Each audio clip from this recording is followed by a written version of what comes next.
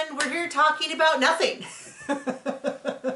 We had no idea there was no episode of 90 Day Fiance. So we sat down this morning, we did our whole setup, went to turn it on, and I was like, oh no, they don't have the new episode. Still, does not occur to me that there just was no episode. And I was like, oh no, we're going to watch it on something else. And then I was like, that's so weird they wouldn't have the episode. And then remembered Super Bowl Sunday. And apparently they didn't have a new episode, so... I think you mean the Superb Owl. The Superb Owl, yes. John and I aren't big football fans. We're just not real big sports fans in general. We're more likely to watch... Not that. Well, I mean, I'll watch the Olympics this summer because I'll know people in it. So I usually watch Olympics. I like watching a lot of the racing stuff because it's fast. I watch archery, obviously, which means you have to... I usually spend at least an hour trying to figure out how to watch archery because it's not exactly a mainstream sport. It's not, yeah, it's not exactly a mainstream sport. So I'll do that.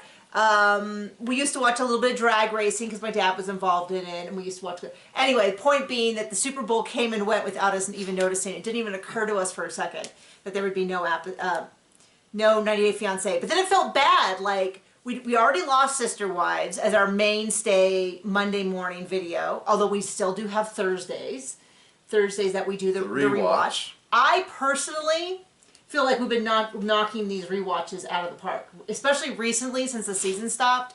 We're getting some really juicy stuff with like Robin being an idiot and Cody being terrible, and a lot of the dynamics that destroyed the family are really becoming more apparent as they all get back into the cul-de-sac. And I think there's a little bit more of like, I think between Vegas, they moved the move to Vegas and moving into the cul-de-sac, which I think was about I think almost exactly 2 years.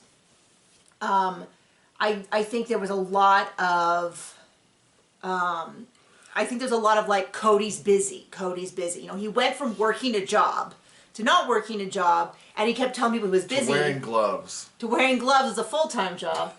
Anyway, the point being that I think once they got into the cul-de-sac, it became really super apparent that he wasn't busy, and he wasn't at... He was just getting busy. He was getting busy, and he wasn't... With just one wife. With just one wife. I think it was also apparent, because I think it was a little bit of that, like, well, maybe he's with Janelle, when he was... Christine thinks he's a Janelle. Janelle thinks he's a Christine's, or Mary's, and it turns out he's just a Robin's. Anyway. There we go. So it felt weird not to do anything. So we thought we would do a catch-up about our dogs. Sure. They're still alive. Still alive. So for those of you who don't know, we have 3 dogs, and my mother-in-law who lives with us has a dog. My mother-in-law is home today from work, so I told her she better get cleaning.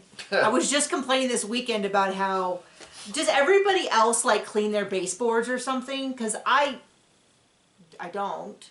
And I've started to notice they're getting dirty, and I don't like that. I'll usually if I see anything dirty, I'll hit it up right there. But the things I cannot care about, and that's one of them. Like, I want gotta have clean dishes. I can't have anything smell.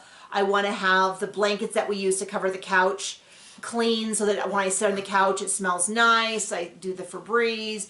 I like to have our bathrooms clean because, you know, but like things like, oh, our baseboards are a little dusty. It's kind of hard for me to care. Like, oh, the shelf in the closet that's too high for me to reach. Oh, it's dusty. Well, then I guess the dust will stay there until we actually need to use it. I just have a hard time caring about that kind of stuff. Anyway, so I made a joke. She's sick. My son was sick all last week. He fell asleep in class, which is... He never takes naps since he's been 1.5, right? No, he took he dropped his he had 2 naps when he was a baby. He dropped that one really early. And he dropped the second nap by, I think, the time he was 3. So you just never, ever. He's a good night sleeper, though, in general. Not always. Like, not this morning when he woke up at 4. But, yeah, he fell asleep in school, and so they're like, oh, we think he's sick. And sure enough, he was, like, pretty sick all last week. Well, now mother-in-law has it. John and I never really caught it. Yet. But we've been tired all week, so I think we just are. I think we have it, but we're doing the thing where you like fight it off. Because I am just much like our winter. Is it here? Is it not? Is it really happening? Anyway, so she's home. She's a little dog. It's sort of a service dog on accident. I mean, it is. It is a service dog, but it wasn't a trained service dog. She got this my mother-in-law has this, I'll probably try to put up a picture we'll see. Maybe we'll take notes. So we got this little dog for her. It was right around the time my father-in-law passed away, unfortunately. And she has this tumor disorder. Her blood pressure spikes real bad. Really, really bad. And the problem is it spikes so bad, she has a terrible headache, she throws up, then she can't get down medicine. A lot of times she ends up having to go to the hospital to treat it. And shortly after my father-in-law passed, and it was just her and the dog, she figured out the dog would just get up in her face, would not leave her alone. And then she had an attack 4 or 5 hours later. Yeah. And for a long time... Half an hour, 40 minutes later. Okay. Within that day. And the problem she has is that once the attack starts and she realizes what's happening, it's already almost too late. And so she figured out very quickly the dog was getting up in her face before she had these attacks. And so she started being able to treat before it happened. And then I guess that got her far enough ahead to where she hasn't really had that problem recently, has she? Not really. She got better. So that's Cooper. He's a small little dachshund. He lives on the other side of the house, although he does enjoy coming over to our side and sneak peeing on something. So we have 2 little dogs. The second one is Pocket. And Pocket and Cooper are just about the same size. Pocket's a little smaller, but they both have the same tendency, which is to sneak to the other side of the house and then pee on something. And then we have, this separates the 2 sides of the house is a long area with the extra refrigerator and the washer dryer and the heater and the furnace and stuff. And the dungeon. And they like to both get in there and pee. And we blame Cooper and your mom blames Pocket. Unfortunately, Pocket was spotted recently, actually in the act. And so Pocket's defense has been a little shaky, but we're pretty sure we caught Cooper. So now it's more of a 50-50. So Pocket has a collapsed trachea and some sort of got a tumor in his throat. And so over the past year, so 3 times in the past 14 months, his little face has swollen up really bad. And he's had to go in and get surgery. And first they thought it was a dental surgery. They pulled some teeth and it gave him antibiotics and it went away. And then he came back and they gave it antibiotics again. And then it happened again. And we had to go to a new vet because he was already, between those 2, he started coughing and could not stop one day. I think if you watch all our videos, you know exactly what we're talking about because we talked about all this when it happened.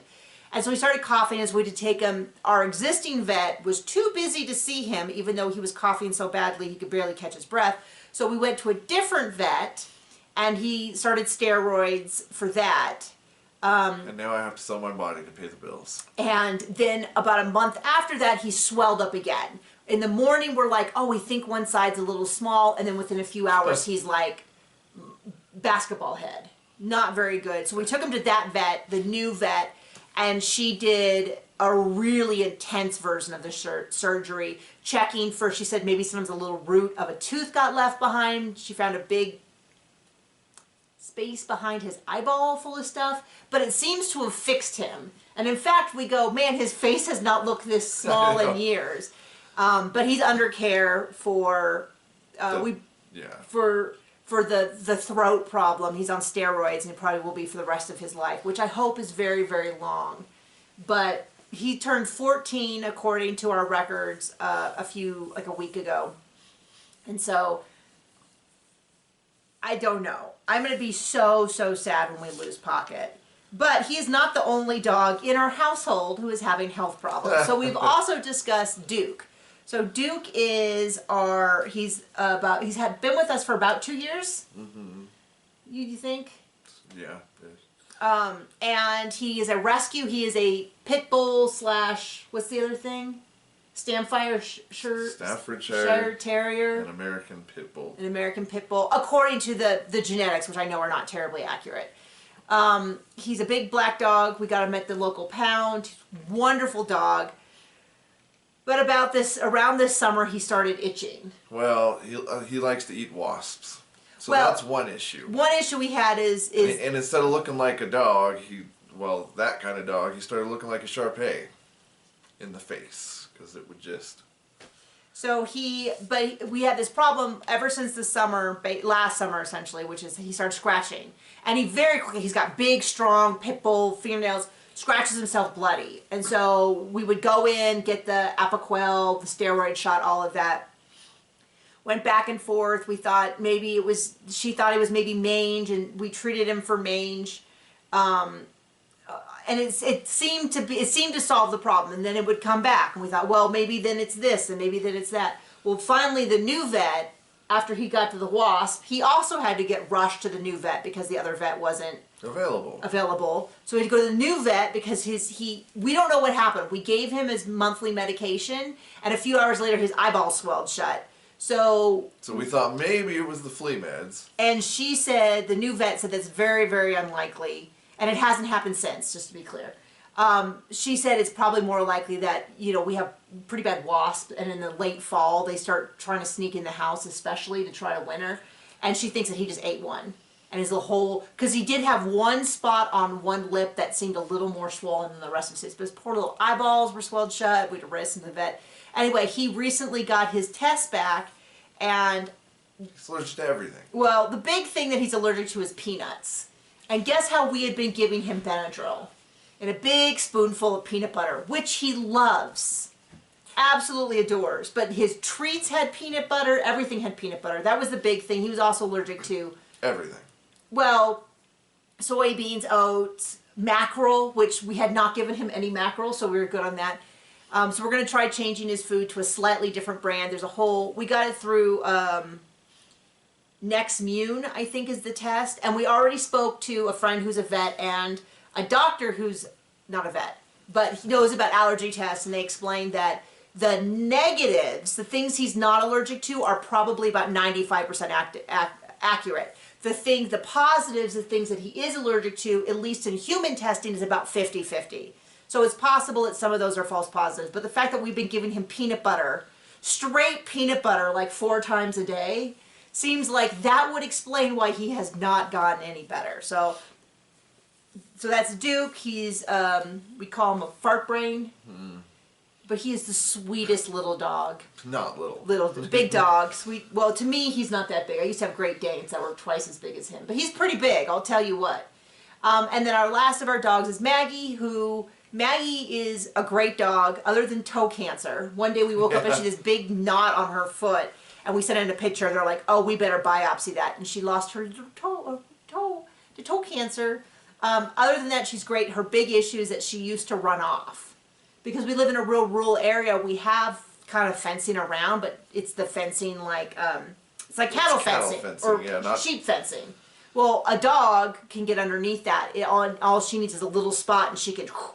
And so she would run off and go hang out by the road, which we hated, to try to find dead deer. But since we got Duke, and she would only do it, we would work so hard on her, and then once every 18 months she'd run off. And John was never been so offended in his life. He's like, how dare you?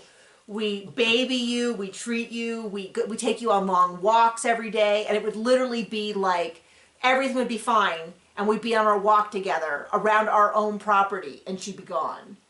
And we'd be so mad. But ever since we got Duke, she's really stepped up her game, and she's like, well, I've got to be the favorite dog, so we can't get through this. She was also a rescue. Also a rescue, yes. Anyway, so those are our dogs. Those are updated on our dogs. I don't think it's terribly interesting, but we felt bad not having anything on a Monday, so we figured we'd throw this out and see what you thought. So there you go. Thank you so much. Bye.